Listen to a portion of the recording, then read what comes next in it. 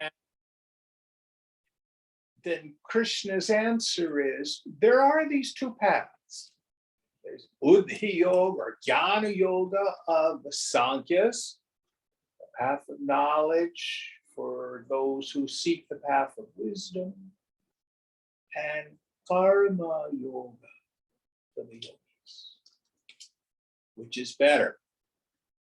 And what we talked about last week, it has to do with the unfoldment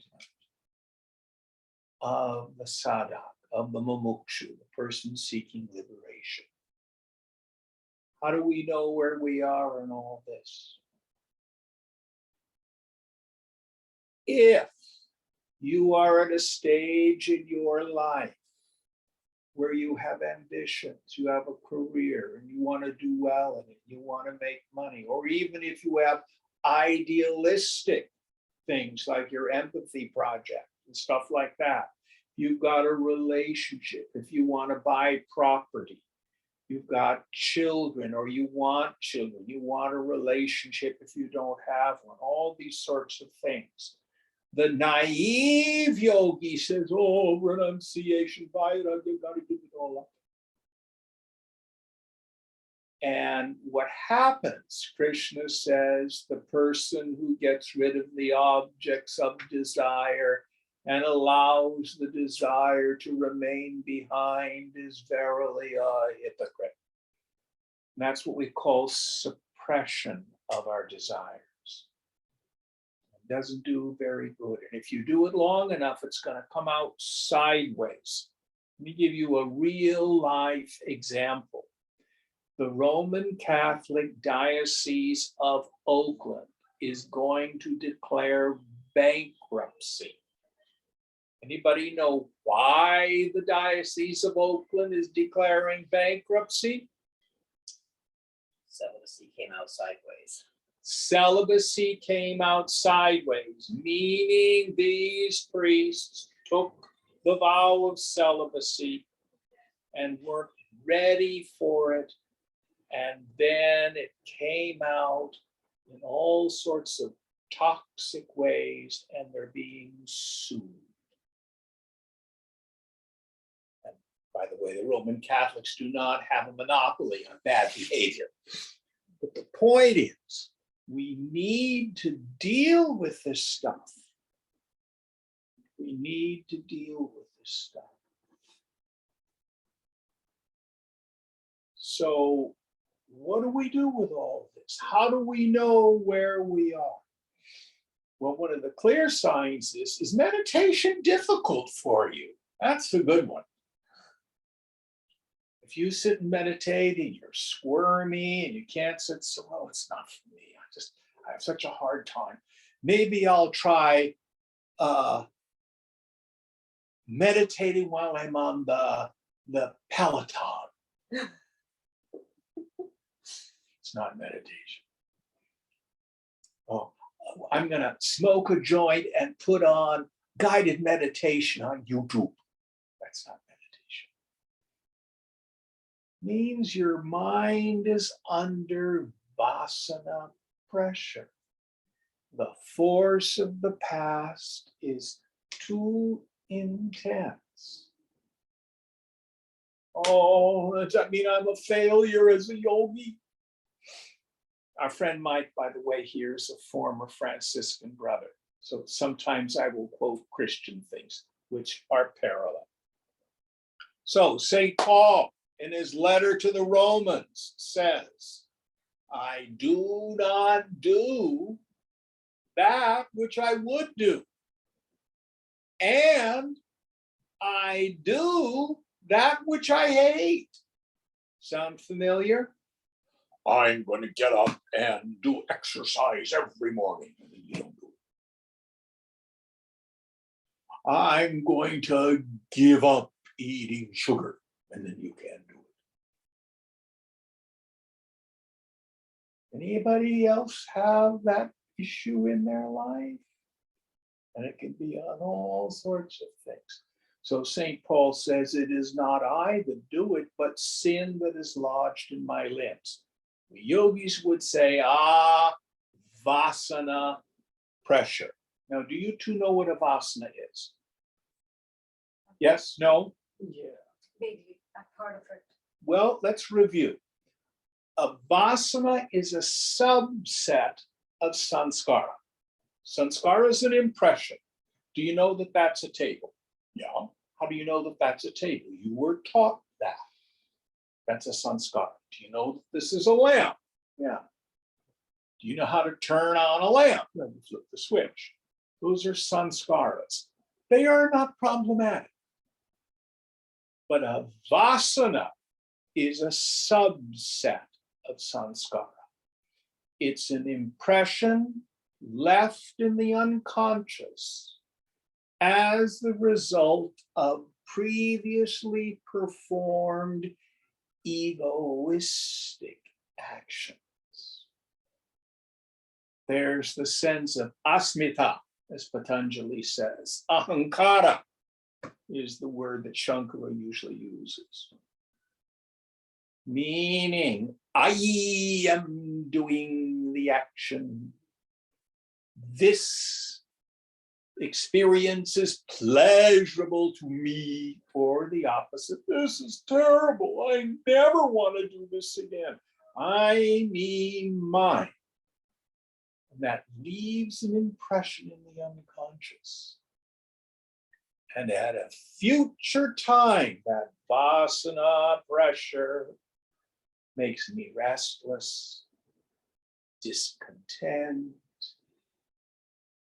and I want to get involved in what I call the KKK. It's not the Ku Klux Klan. Kama, karma, krodha, kama, craving. Sometimes translated as desire. That's not a strong enough word.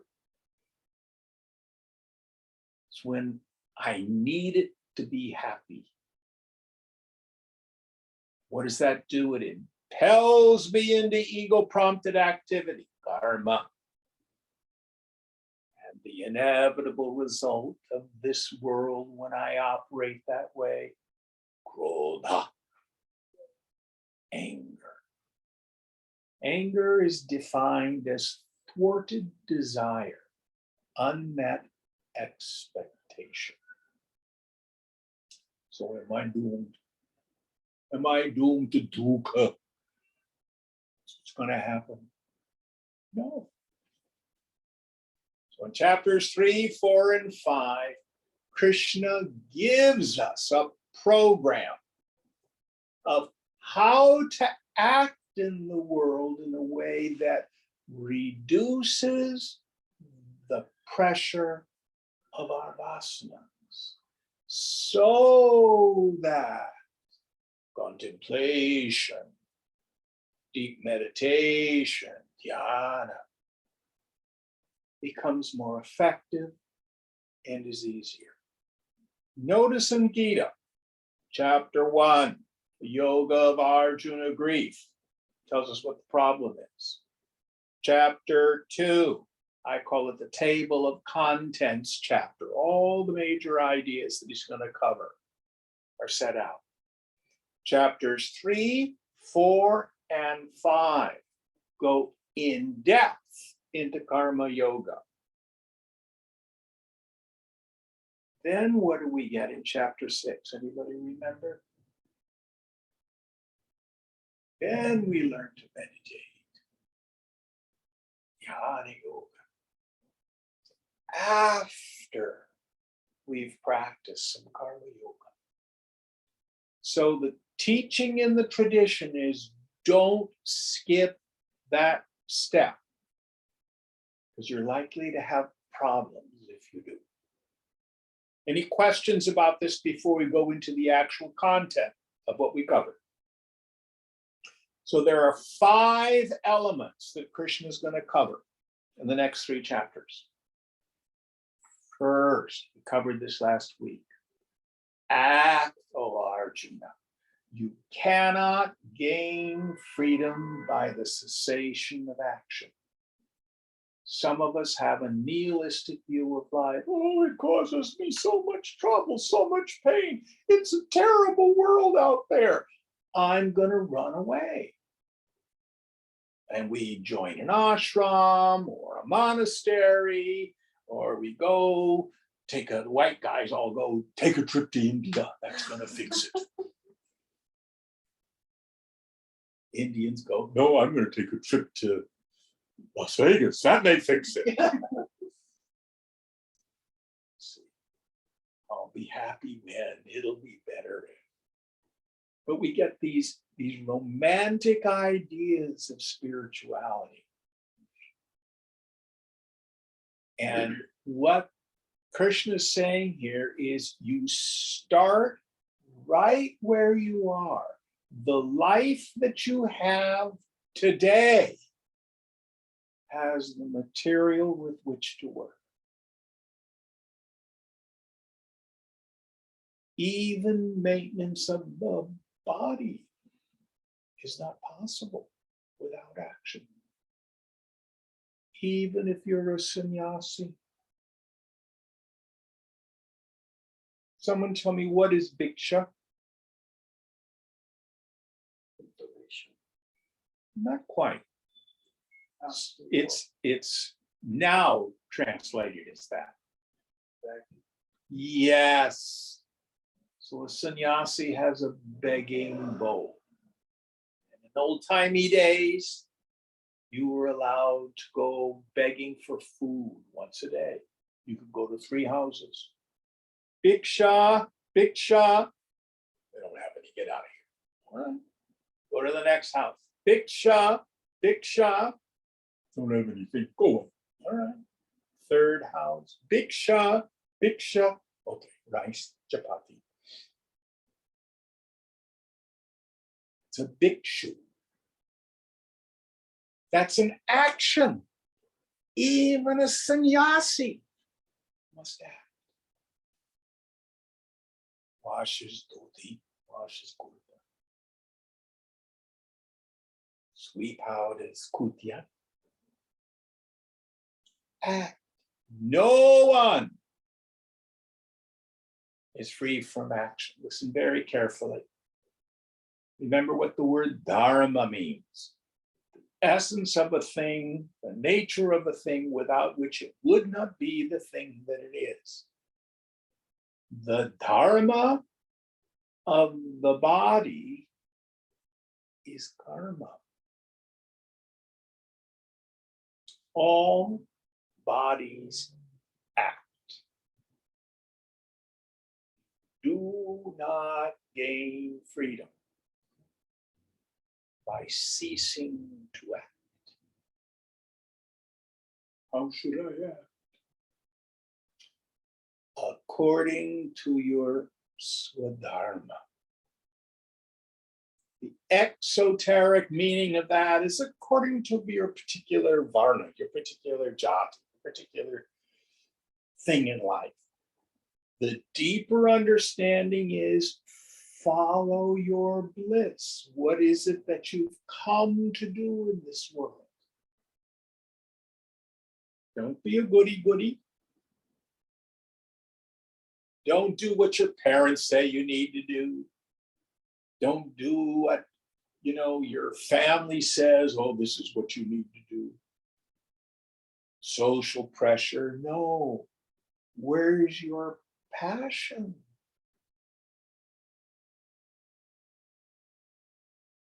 Young people especially, I'll say, if you were independently wealthy, you had all the education in the world, all the talent in the world, all the connection in the world, what would you be doing with your life? That gets rid of what all the psychologists call the super ego, the waggy finger of shoulda, woulda, coulda, shoulda, woulda, coulda. So you react according to our swadharma. 3rd element, we'll get to it. I'm just going to briefly touch on it. In the yajna spirit.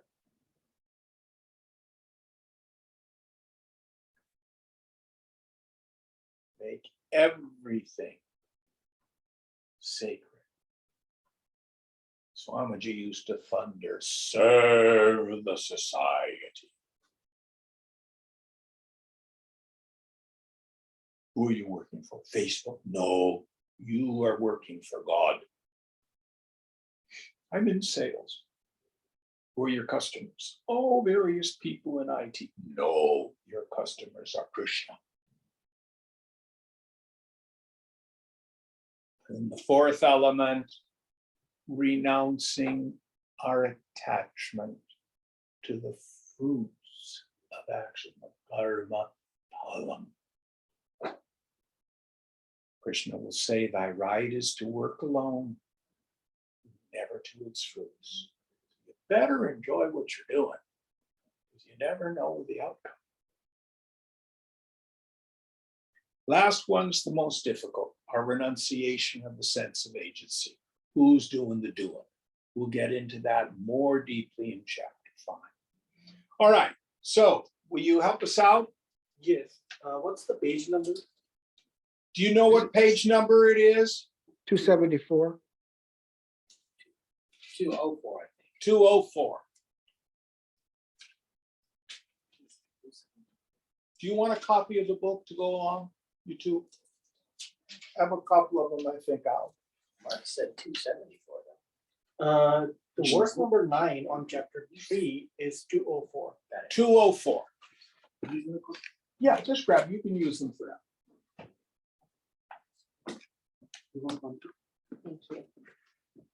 I think the page depends on the edition.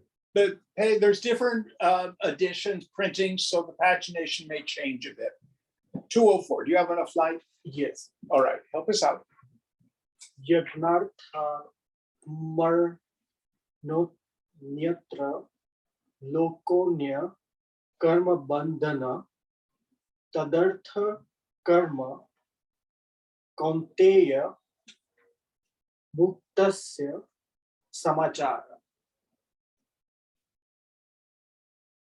And the English In the English. should be right underneath it. Do you have a different edition? I think I do. Yeah.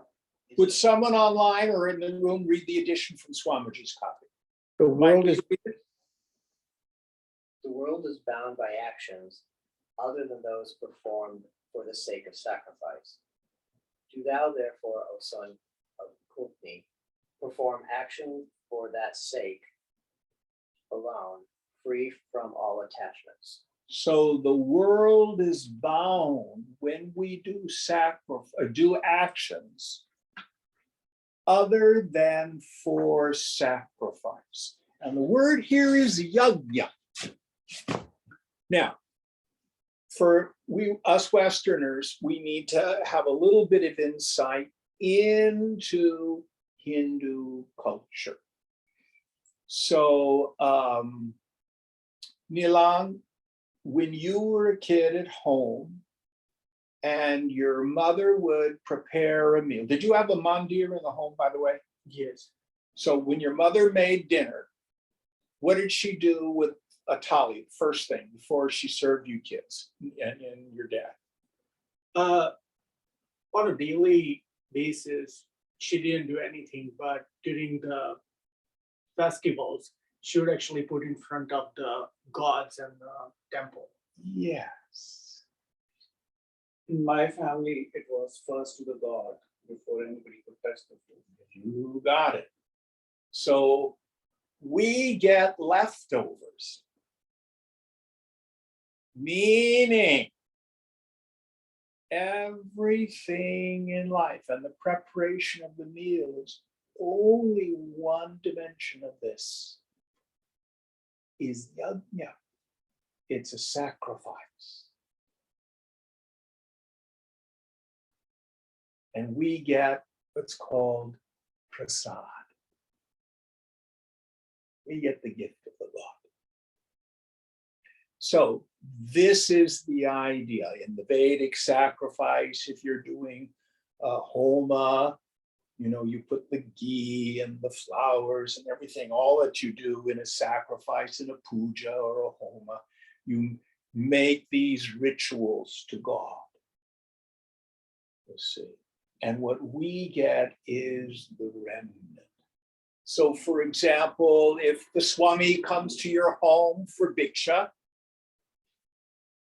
serve the dinner, and after dinner, you've got a plate with a bunch of fruit, there's the envelope in it, you know, the Swami was talking. Then what's the Swami do? Isn't that what happens? Prasad, prasad. We get the remnant of the sacrifice. Now, what does this mean? The word deva in Sanskrit comes from the root div, which means to shine. The devas are the presiding principles over human endeavor. The forces of nature, sometimes they mean the sense organs, but in this context, it means the presiding principle over human endeavor. So Sophia, what do you do for a living? Finance. Finance. So you propitiate the finance god. Who is the chief financial officer in Swarga? Kabir? No, Kubir. Kubir. Yes, that's the deva. You see, Nice. in the Christian canon, the closest thing we have is the cult of saints. So I'm a retired musician. So the saint, the patron saint of music was Saint Cecilia. So you pray to Saint Cecilia when you're going to do music. You see. So you don't need to have a name for your deva, but what do? You're in IT, right? No, I'm a senior manager in a biotech company. And a what? In a biotech company. Biotech company. So you serve the biotech god. No, I'm not. This is not. I'm very serious. Is there a biotech going? We just, yes, because he has a job. Got it. What do you do, Mike? Social work. Social work. Okay, so you serve the social worker god. So this is the deva that you serve. And what Krishna's going to say is, if you don't serve the presiding principle over the field of human endeavor, if you don't serve your customers, if you don't serve the people you manage. In the military, one of the things, my brother's a retired Marine Corps colonel, and they learn to be a servant leader, not to manage by intimidation or power. Someone must ask Swamiji, what's your title, Swamiji, in the Chinmaya mission? He thought for a moment and he says, Mukhya Sevak. What does that mean? Head servant. Yes. And Jesus said the same thing. So what Krishna is saying is, if we don't have that attitude, if it's all about me and getting my greedy stuff, not only will it ultimately make me unhappy, but it binds me and it binds the world. Let me give you a real life world example. What was that movie, The Big Short? Is that the name of it? Yes. Yes. What was it about? These guys on Wall Street, they put together these bundles of junk mortgages. They knew they were junk. all they were doing is to get theirs. They weren't at all concerned about the people who'd invested in the instruments, and they were certainly not concerned about the poor people who were sold junk mortgages. It was all for themselves. Look what happened. Economy crashes. But worse than that, that attitude becomes a stain on our soul. And this gets subtler and subtler. I was talking with a young man this morning, and he was driving, pulling his car into a parking lot, and he accidentally bumped the car next to him. So he gets out, the car had lots of dents in it, and he wasn't quite sure whether the scratch on the side of the car, he made it or didn't. So he did nothing and drove away. Then he comes here. Now, he's probably not going to get a cop showing up at his door to arrest him for hit and run. Fine. But he felt crappy when he got here. I did the wrong thing. Am I making sense?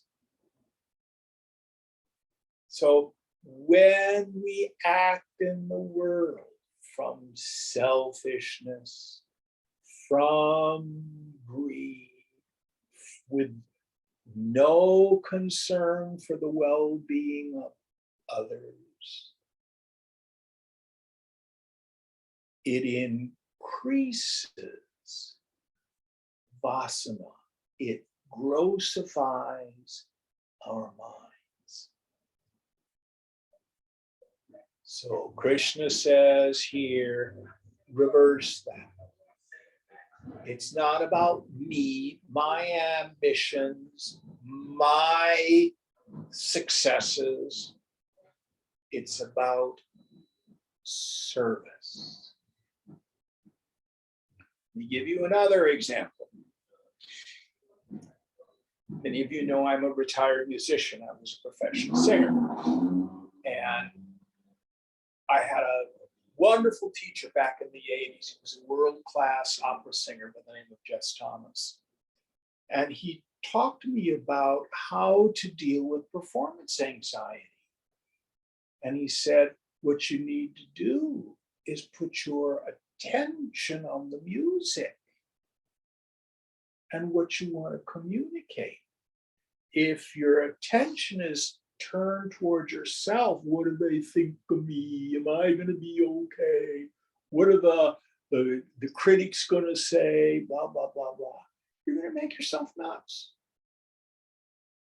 You won't do a good job.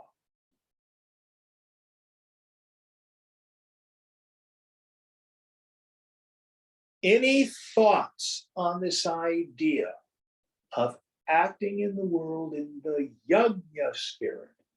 And here Krishna says, if we don't, this is what binds the world. What does that mean? It increases vasana rather than acting in the world, expressing our vasanas in a way where we release the pressure of vasana without creating. That's our goal here. Jim, if someone's mind has become very gross, how can they then kind of make it more subtle? Because It's a practice. okay, You don't flip a switch. So we were studying Yoga Sutra yesterday, and Patanjali talks about the whole phenomenon of thought replacement. Endeavoring to stand back in the viewpoint of the witness, Sakshi Bhava, and take these self-centered ideas and say, I see you, It's a fact that you're there, but you're not based in reality. And I'm going to make the shift and start acting in the yajna spirit. I don't feel it, Jim. Start by just in your mind saying the words. Which words? Well, I'm doing this for sacrifice. I'm doing this for the good of the company. I'm doing this for the good of my customers. I'm doing this to further science of biotechnology, whatever it is. Again, I come from a military family. My joke, the way I say it is, "Good morning, God. This is Jim reporting for duty. What do you want me to do?" Do you know who Father Michael Judge was? Absolutely. Yeah. He was a Franciscan. He was the first recorded death at 9/11. He was the chaplain to the New York City Fire Department. And he was killed, and they brought him out. He has a prayer, wonderful prayer. They call it Michael Judge's prayer. God, take me where you want me to go. Let me meet who you want me to meet. Tell me what you want me to say, and keep me out of your way. Isn't that a great prayer? Have you heard it before, Mike? Yeah. It's a wonderful prayer. But you get the idea? Is that making it a little clear, Sophia? Yeah, it is. And it's a practice. It doesn't mean we accomplish it overnight. It's tapas.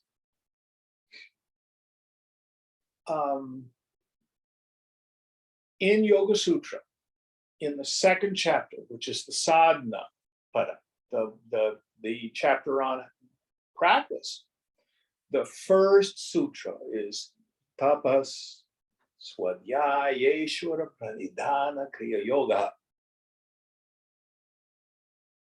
Let's pull this apart. Actually, we start from the middle section first, swadhyaya. In the Vedanta tradition, we usually think of swadhyaya as our own self-study of scripture. Patanjali basically means our own psychological inventories. It's self-study. Oh, I study my small self. What are my afflictions? Do I have control issues? Am I obsessed with the opinions of other people? Do I have FOMO? Fear of missing out. Do I lie? Do I fib? Do I exaggerate to try to impress other people? Am I just a little bit dishonest?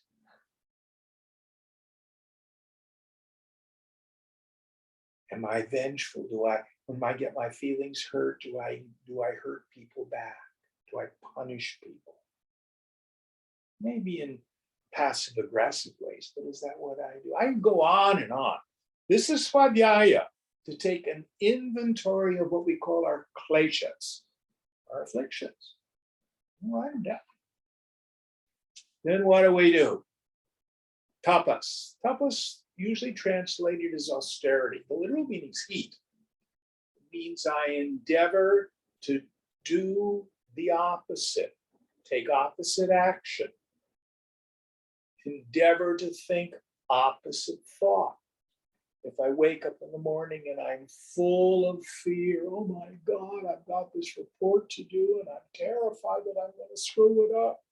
No, it's going to be okay. And then the third one, Ishvara Pranidhana, trustful surrender to God. God's in charge. Krishna's in charge. I give this to you. Yajna. The report is for you, Krishna. The report is for you. By the way, there is nothing you can do to piss God off. People who believe in a vengeful or judging or condemning God have a neurotic God. There is no such God.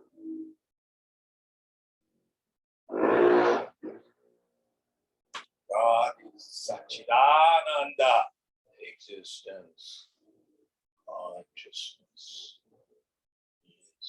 It's a love.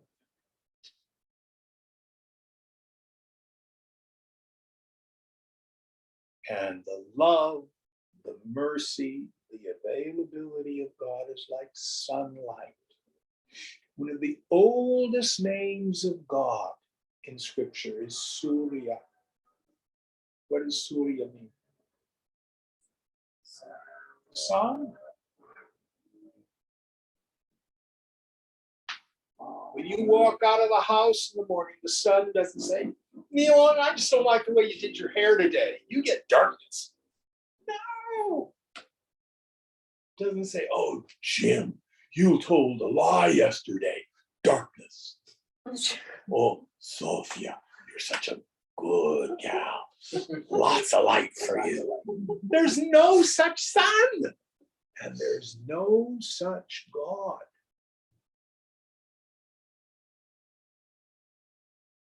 The light, the love, the presence, the salvific nature of the divine is a constant. If you don't feel close to God, guess who moved? God is a constant.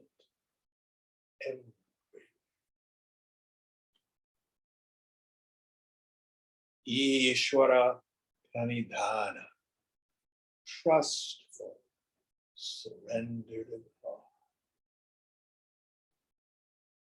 This is all elements of this yajna spirit, making everything in our life sacred.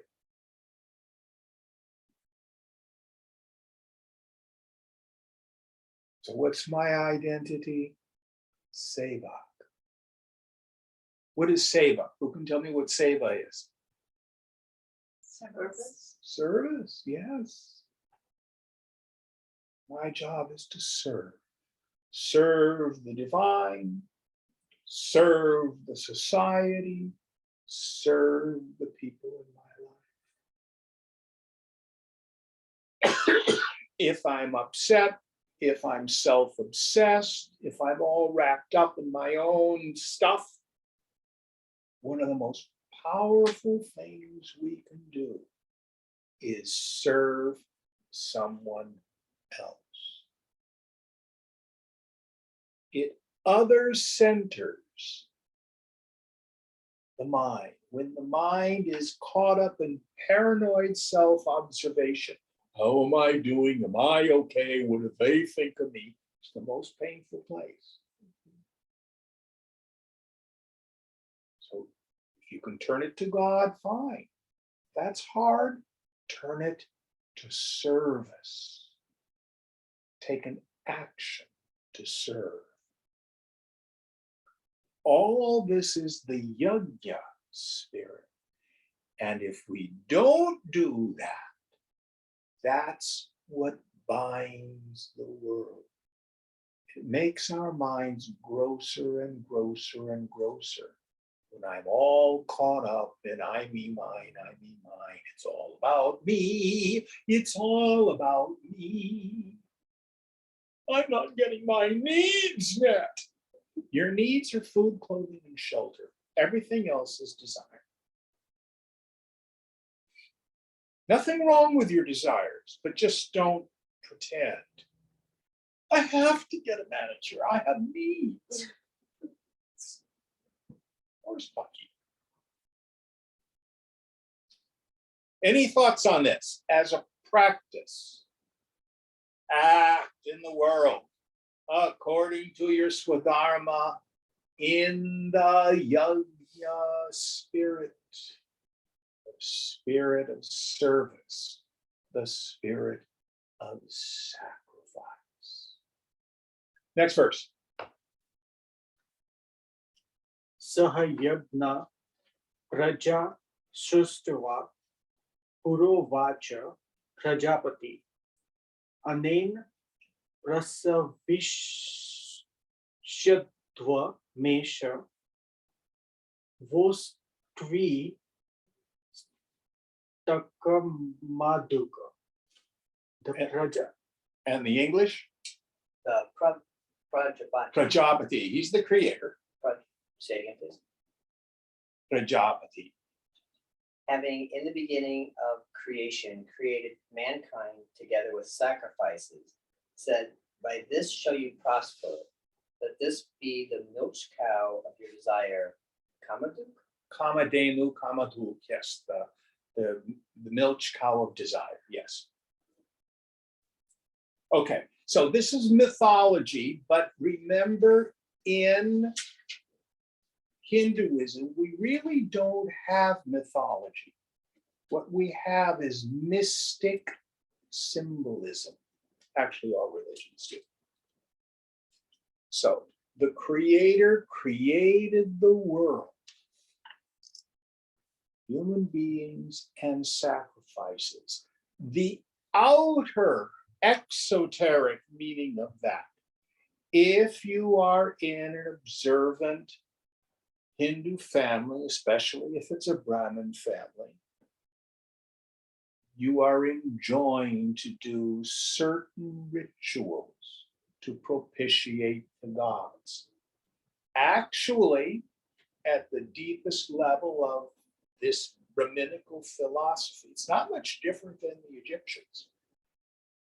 You know, the pharaoh would have to do these rituals in order to keep the universe going.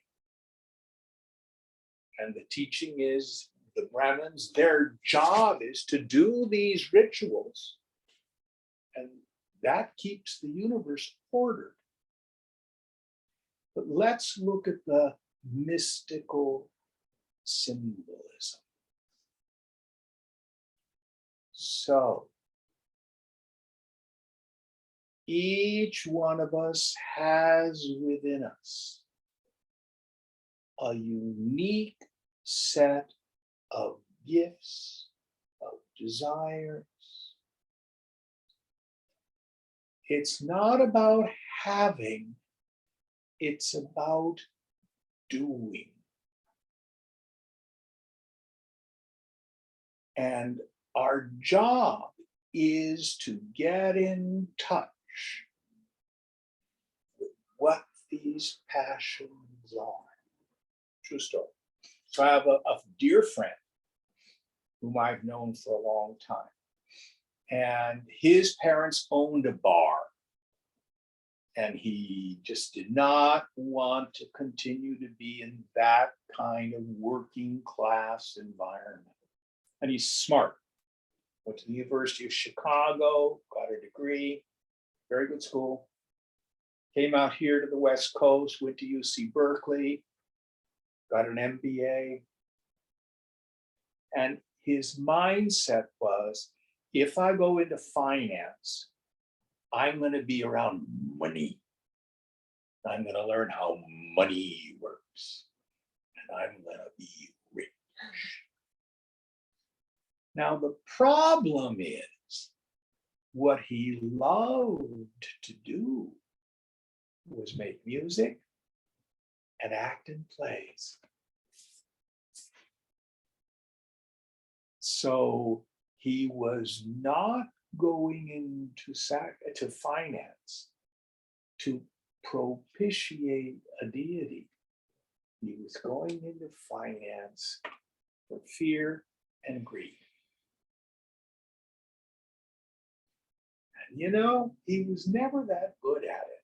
And he would always get into personality challenges with people and would keep losing his job. Finally ended up as a contractor. He did okay. Then he retired. Guess what he did after he retired? Music and theater. Now, what might have happened if he'd done that at 21, 25? So what is it that you love to do?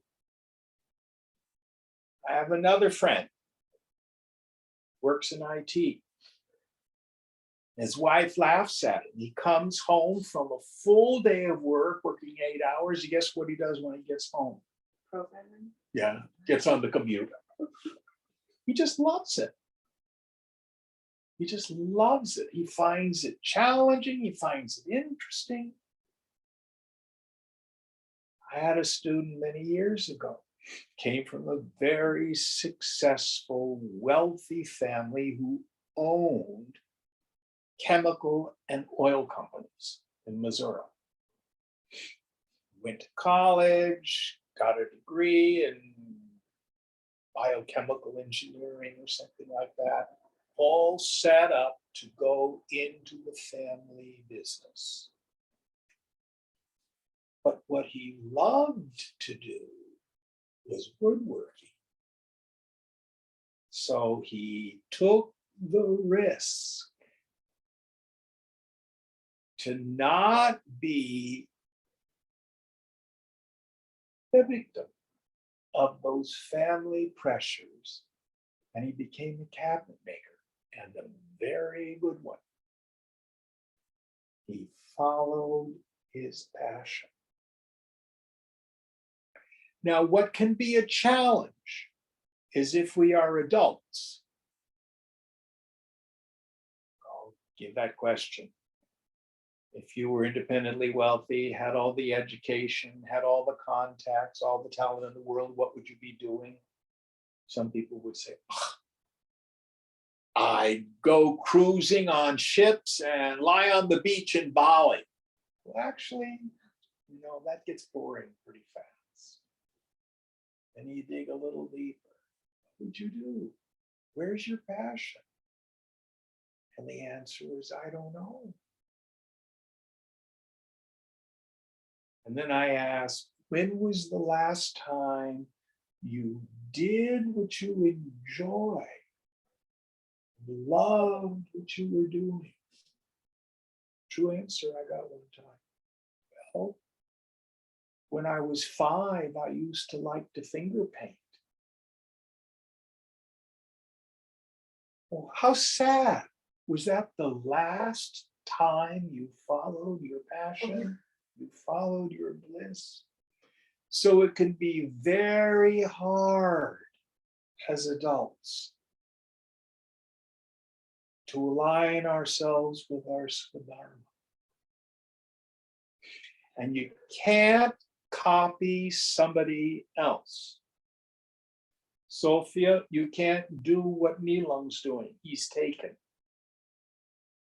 You have to have the courage. Why am I here? What's my job in life? In the Christian traditions, we have these wonderful words like vocation. Comes from the Latin vocare. Mike, what's that mean? The Latin, I don't know, but vocation is what you created or what you give your life to. Yeah, vocare means to call. A calling, we also have that word in English.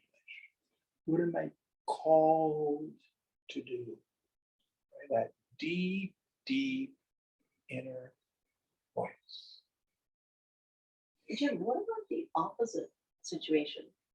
Like, let's say someone follows their bliss and they go on to do music or what have you, and then it doesn't work out for whatever reason, and then the person goes and becomes an accountant or whatever. That's a hypothetical. I'm actually thinking of people who I know who did arts and writing, and then it financially did not work out, and then they were quite disappointed. Well, did they want to be celebrity or did they want to be a writer? I think they wanted to meet their needs at least through their art. There are other things that may have been in the way, which we'll get to. There may have been fear of success, fear of failure, concerns with other people. My friend Susan has a friend of hers who's a writer, and he just has to write in a certain way because of who he is, and so he doesn't write a whole lot. Someone says, we need someone to do technical writing for blah, blah. Oh, no, I can't do that. That's beneath me. A lot of people are unwilling to be humble enough to say yes to life.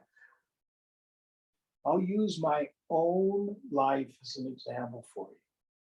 So I was going into music as a singer. When I was young, I wanted to be an opera singer. Now, the Lord just didn't give me a world-class instrument.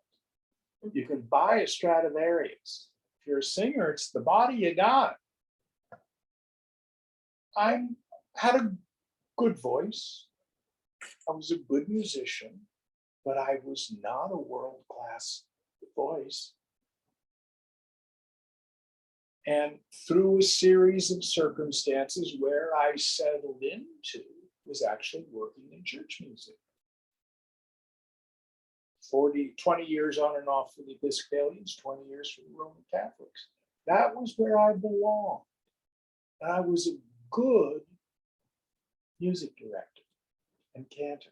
What did you do for a living, Jim? I sang God's praises. I did 3 to 4 masses a week because I'm a slow learner.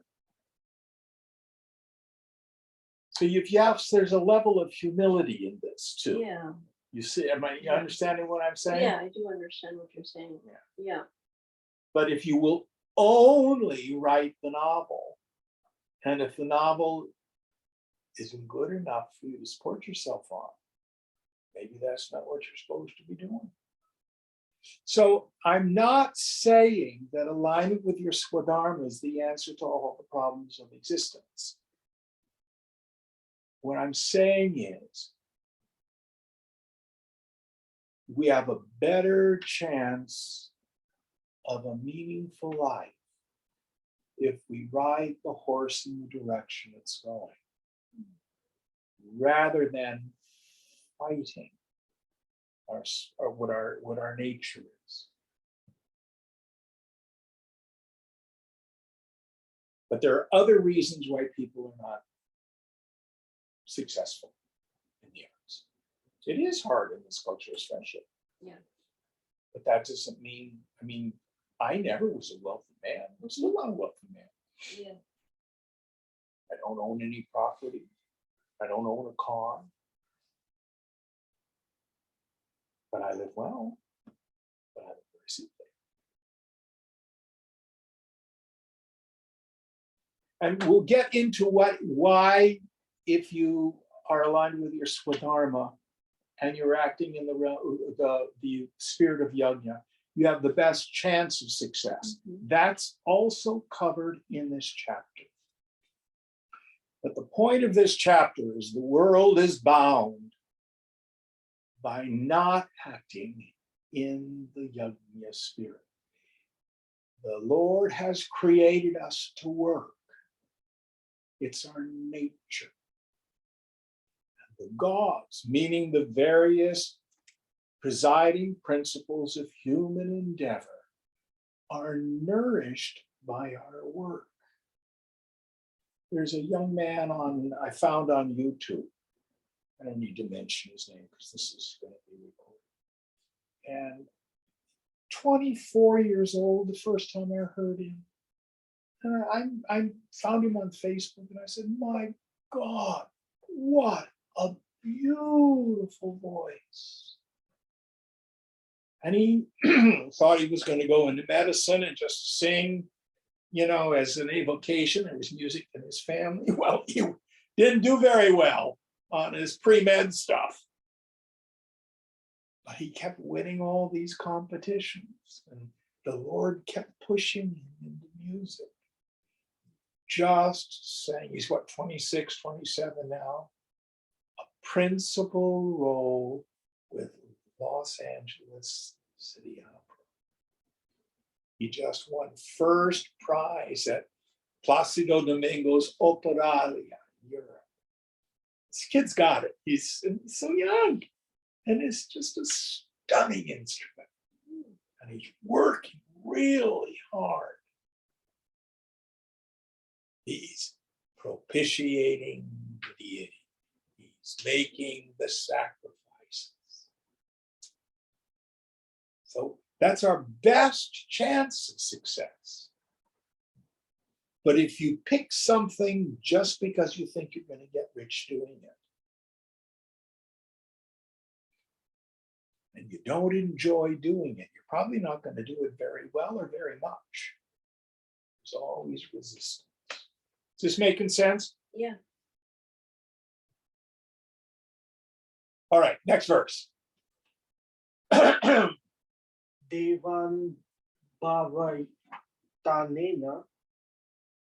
te deva bhavayantuva paraspara bhavayanta shreya paramava yaspyat. With this, you do nourish the gods, and may these devas nourish you. Thus nourishing one another, you shall attain the highest good. Yes. So, again, using this definition of the devas as the presiding principles over human endeavor, this is how culture, society, science, art progresses.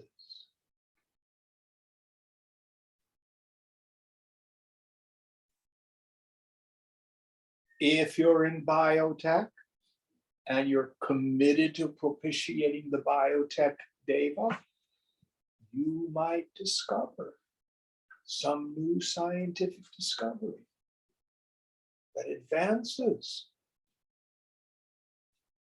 humanity. You're a social worker. You know, you're making a difference in the lives of people who suffer. What a wonderful thing to do.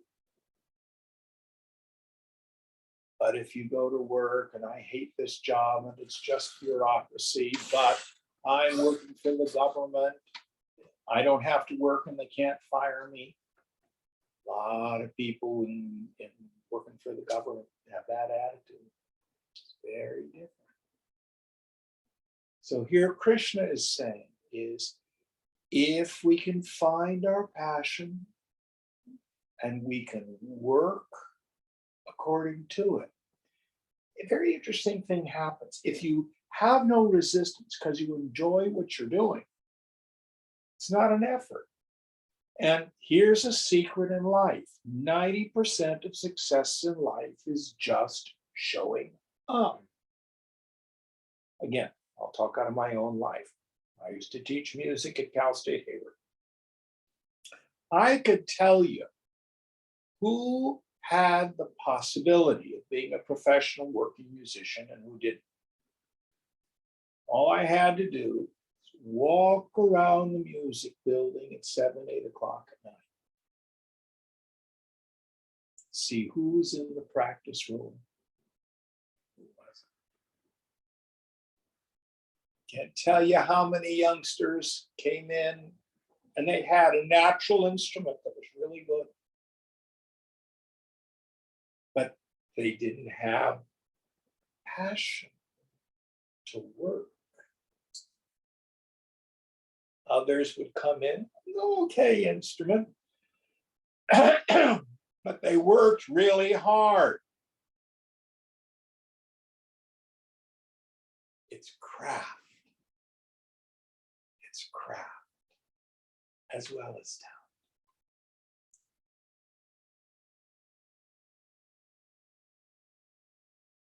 Shweta, you're online. You know what it's like. Yes. Kids, what's the chance of someone getting a good grade in a class if they never come to class and they don't do the homework assignments? 0. And what if they're not necessarily a brilliant intellect, but they come to every class and they do all the homework? What's likely to happen?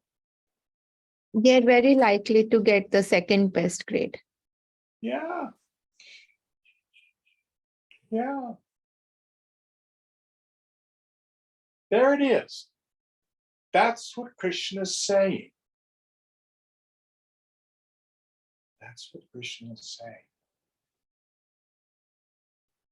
Now, if you take a class at the university and it's a general education requirement, undergraduate, and the kids really don't want to be there, ooh, it's hard. But if you're teaching graduate students and the kids are there because they want to learn, they have an interest in the subject, I'll tell you out of my own experience, it's a whole lot different. Whole lot different. So this is the mystic symbolism of this part of Gita. It's practical teaching of how to live in the workaday world. Now, no job is a bunch of fun all the time. Just finished Easter season. Back when I was working, I would have a full orchestra in my church. I'd hire extra soloists. I was very pretentious. So a big part of my job, like 6 weeks to 2 months before Holy Week, I'm there stuffing binders with music, and I couldn't get anybody else to do it. You know, we've got this particular hymn, and I want this trumpet descant here, and then when the choir comes in here, I want the sopranos to sing this descant, and then I got to do the first violin parts and the second violin parts, and what do I want the oboe to play, and all this kind of stuff. That's what I was trained to do. That's what I was supposed to do. Nobody else could do it. And it was a ton of work. Every year I'd say, oh, I've got to start doing this earlier. Why do I put this off every year? You know, I put it off every year. Get it done. Get it done. So it's not always fun. But then it's beautiful music. The praise of God would happen. I can't tell you how many times I've finished Easter services. Oh my God, I can't believe they paid me to do this. It was so much fun. So much fun. That's how we're designed to live. You can have it. And this is how art, music, culture, science, every aspect of human endeavor is moved forward by this process, this yajna spirit. All right, it's almost 8 o'clock. I'm not going to start another verse. What verse are we on for next week? Well, number 12. This is very dense teaching, and again, it's deep mystic symbolism. Any questions before we quit? Okay, let's chant. Om Purnamada Purnamidam Purnat Purnamudachyate Purnasya Purnamadaya Purnameva Vashishyate. Om Shanti Shanti Shanti. Hari Om Sri Guru Bhyo Namaha.